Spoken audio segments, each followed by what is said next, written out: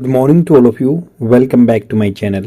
अगर सब्सक्राइब नहीं किया तो प्लीज़ सब्सक्राइब कर लीजिए ताकि आपको आने वाले टाइम पे नोटिफिकेशन मिल जाएंगे और बेल आइकन को ज़रूर प्रेस कर लेना, आपको अपडेट मिलते रहेंगे।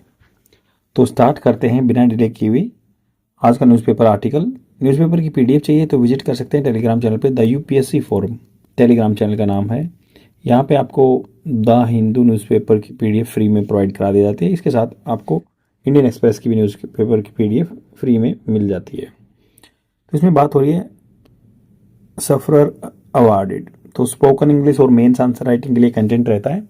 सफरर्स सफरर्स होता है पीड़ित, अवार्डेड मतलब उनको अवार्ड दिया गया, वो आपकी सेकंड फॉर्म यूज हुई है। यहाँ पे बात हो रही है peace Nobel prize. Nobel prize जो पीस है, पीस नोबल प्राइज मिलता है, उसके बारे में बात हो रही है।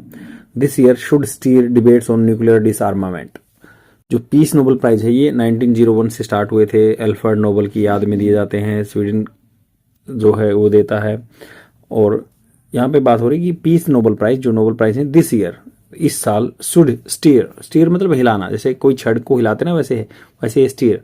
तो या फिर यहाँ पे मुद्दे को, डिबेट्स को छेड़ देना चाहिए और न्यूक्लियर डिसआर्मामेंट, न्यूक्लियर जो कंट्रियों के पास है उनको डिसआर्मामेंट, डिस मतलब अपोजिट, आर्मामेंट मतलब उसका जो हथियार उसमें इक्विप्ड कर रखे हैं उसको डिसआर्मामेंट कर देना चाहिए, डिसेबल कर देना चाहिए उनके अपने न्यूक्लियर हेड को। 79 year after Hiroshima and Nagasaki were subjected to unprecedented devastation following the US act of dropping atomic bomb on these cities। 79 year हो चुके हैं हिरोशिमा एंड नागासाकी, जापान के दो सिटी हैं। वर सब्जेक्टेड टू, सब्जेक्टेड या railing भी बोल सकते हैं कि इनका मतलब होता है कि भाई वो उसके नीचे दब गए थे। वर सब्जेक्ट टू अनप्रेसिडेंटेड, जो पहले कभी सोचा नहीं था। अनप्रेसिडेंटेड का मतलब होता है जो पहले कभी सोचा नहीं था। डिवास्टेशन तबाही, फॉलोइंग के बाद of the US act, US का जो एक्ट था काम था ऑफ ड्रॉपिंग बम गिराने का, atomic bombs on this cities, इन सिटीज पे। निहोन हिडानक्यो, तो निहोन हिडानक्यो यहाँ पे एक मतलब एनजीओ टाइप में है, सिविल सोसाइटी ऑर्गेनाइजेशन है। The organisation that worked for the welfare of the survivors, जो बच गए थे ना, मान लो हिरोशिमा नागासाकी के बम गिरे थे और आपको पता है जो लिटिल बॉय नागासाकी पे गिरा था, हिरोशिमा पे गिरा था और नागासाकी पे फैट बॉय गिरा था जो बम का नाम था। तो इन्होंने कहा कि इन्होंने वेलफेयर, जो निहोन हिडायको है जिसको नोबेल पीस प्राइज मिला है, वो ऑर्गेनाइजेशन है जिसने काम किया है that worked for the welfare of the survivors, जो बच गए थे उनके लिए काम किया था। कॉल्ड दी हिबाकुसा, हिबाकुसा जो बच गए ना उनको क्या कहते हैं, हिबाकुसा कहते हैं उन आदमियों को। स्टेडफास्टली होता है फर्म होना, बिल्कुल दृढ़ सीख की सेकंड फॉर्म सोट। उन्होंने मांगा टू बिल्ड कंसेंसस, बिल्ड मतलब बनाना, कंसेंसस सहमति, on the need for abolition of nuclear weapons, जरूरत पे अबोलिशन मतलब खत्म कर देना न्यूक्लियर वेपन को। तो यहाँ पे बात करें कि स्टेडफास्टली सोट, इन्होंने मांगा है बिल्ड कंसेंसस, ताकि सबकी एक मत हो किस चीज पे, ऑन द नीड जरूरत है, अबोलिशन समाप्त कर देना न्यूक्लियर वेपन को। Has been awarded the Nobel peace prize, तो इन्होंने नोबेल पीस प्राइज मिला है इनको 2024 के लिए, क्योंकि ये कहते रहते हैं कि भाई सब अपने न्यूक्लियर वेपन्स को खत्म करो तभी ये शांति बनेगी पूरे वर्ल्ड में। टुडे आज देर आर बेयरली मतलब मुश्किल से कम, मोर देन ए लाख सर्वाइवर, तो बस 1 लाख से कुछ ही थोड़े से मुश्किल, उससे ज्यादा नहीं है, 1 ही लाख बचे हैं सर्वाइवर ऑफ द बॉम्बिंग्स, जो बॉम्बिंग के सर्वाइवर थे जो बच गए थे। With the average age of the hibakusha इनको बोलते हैं, तो इनकी एज है 86 से अबव, मतलब सब में एवरेज एज 86 साल से ऊपर ही है। And estimate 1.5 lakh people died due to bombing, और ये अनुमान लगाया जाता है, एस्टिमेट का क्या मतलब होता है, अनुमान लगाया गया है कि 1.5 लगभग 1.5 लाख पीपल थे डाइड, मर गए थे ड्यू टू बॉम्बिंग गिरने से। And many more later due to after effects मतलब या रेपरकशन भी बोल सकते हैं, ऑफ द एक्सपोजर, एक्सपोज होता है कि भाई उनका वल्नरेबल होना, किसी के बिल्कुल खुला हो जाना, ऑफ रेडियो एक्टिविटी से वो बिल्कुल के सामने उनको दिक्कत हुई, और आफ्टर इफेक्ट से वो मर गए थे। रेडियो एक्टिव मतलब रेडियो एक्टिविटी क्या होता है, जो रेडियो वेव्स हैं वो निकलती हैं उससे। द हॉरर्स, जो भयानक चीज थी, of the atomic bombings and the inaction अनिष्क्रियता by the post war government, post war जो लड़ाई होने के बाद government, largely due to US censorship, largely होता मतलब लार्जली क्या होता है, बहुत बड़े तौर पर due to US censorship, US की जो निंदा है of news of the suffering of the hibakusha. तो इन्होंने कहा कि हॉरर हैं जो मतलब भयानक दृश्य थे of the atomic bombings and inaction, निष्क्रियता मतलब अपैथी भी बोल सकते हैं इनएक्शन को, कि कोई कुछ रिस्पॉन्स न देना by the post war government, post war के बाद गवर्नमेंट जो है largely due to US censorship, US की निंदा की वजह से of the news suffering of the hibakusha, जो न्यूज जैसी थी जो हिबाकुशा की सफरिंग को दिखाते थे।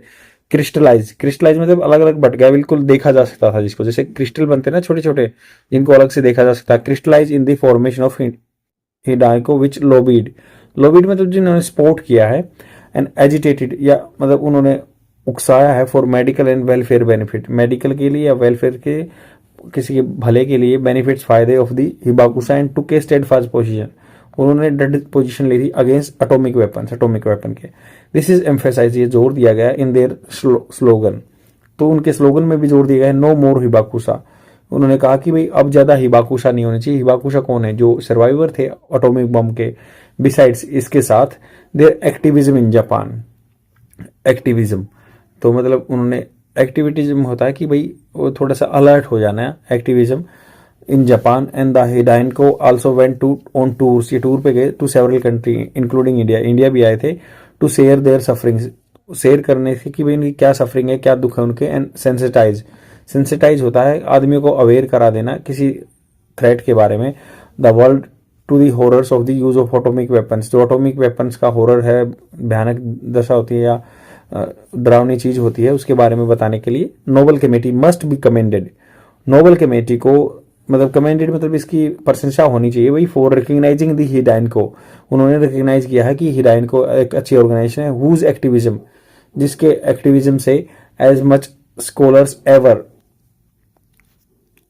एज मतलब कभी नहीं हुआ है, तो अवर होता है उत्साही एज सम स्कॉलर्स, कुछ स्कॉलर जो मतलब इसमें पायोनियर रहे हैं, our help shift the potential discourse, जो डिस्कोर्स क्या होता है, एक रास्ता वार्तालाप भी हो सकता है, बट यहाँ पे रास्ता की तरह यूज हुआ है, अवर हेल्प्ड, इन्होंने की जो उत्साह था स्कॉलर्स का अवर था, जो उत्साह था उसने हेल्प किया शिफ्ट करने के लिए पॉलिटिकल, जो राजनीतिक डिस्कोर्स वार्तालाप होता है in Japan, towards greater democracy, towards मतलब ग्रेटर डेमोक्रेसी की तरफ उन्होंने ये चीज को, वार्तालाप को, डिस्कशन को फैला दिया, एंड जस्टिस एंड सेंसिटाइज, या न्याय के खिलाफ या न्याय से मतलब न्याय दिलाने के लिए सेंसिटाइज किया to the public of doctrine of pacifism, doctrine मतलब क्या होता है, पॉलिसी जो नीति होती है, और पैसिफिज्म मतलब शांति की, पैसिफि विच वाज इनकॉर्पोरेटेड, जो कि इनकॉर्पोरेटेड थी इनटू जापान कॉन्स्टिट्यूशन, ये जो पैसिफिज्म है ना, डॉक्ट्रिन ऑफ पैसिफिज्म, ये जापान के संविधान में है,